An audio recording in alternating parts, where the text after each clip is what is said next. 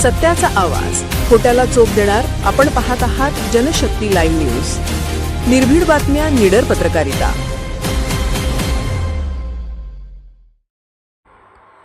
बांधकाम कामगारांच्या हक्कासाठी उद्या सांगलीत भव्य मोर्चा.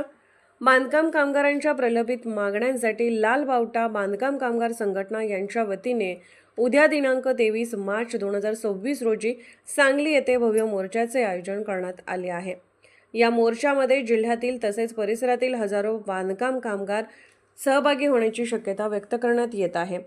संघटनेच्या वतीने देण्यात आलेल्या माहितीनुसार कामगारांच्या विविध प्रश्नांकडे प्रशासनाचे वारंवार दुर्लक्ष होत असून अनेक मागण्या अद्याप प्रलंबित आहेत. यामध्ये मुख्यत्वे कामगार नोंदणी प्रक्रिया सुलभ करणे, प्रलंबित आर्थिक मदत तातडीने वितरित करणे, आरोग्य सुविधा वाढवणे तसेच सामाजिक सुरक्षा योजनांचा प्रभावी लाभ देणे या प्रमुख मागण्यांचा समावेश आहे. या पार्श्वभूमीवर कामगारांच्या हक्कासाठी आणि न्याय मिळवण्यासाठी हा मोर्चा काढण्यात येत आहे.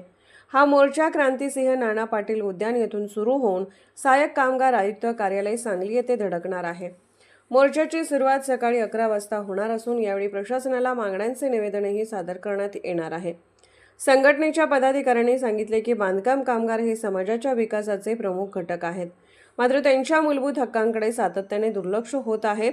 त्यामुळे कामगारांनी एकत्र येऊन आपल्या हक्कासाठी आवाज उठवणे आवश्यक आहे.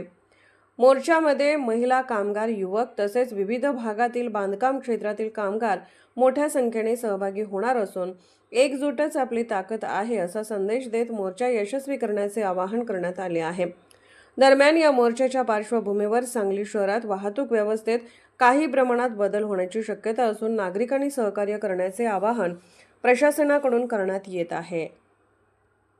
जनशक्ती लाईव्ह न्यूज चॅनलला लाईक करा, शेअर करा आणि सबस्क्राईब करा.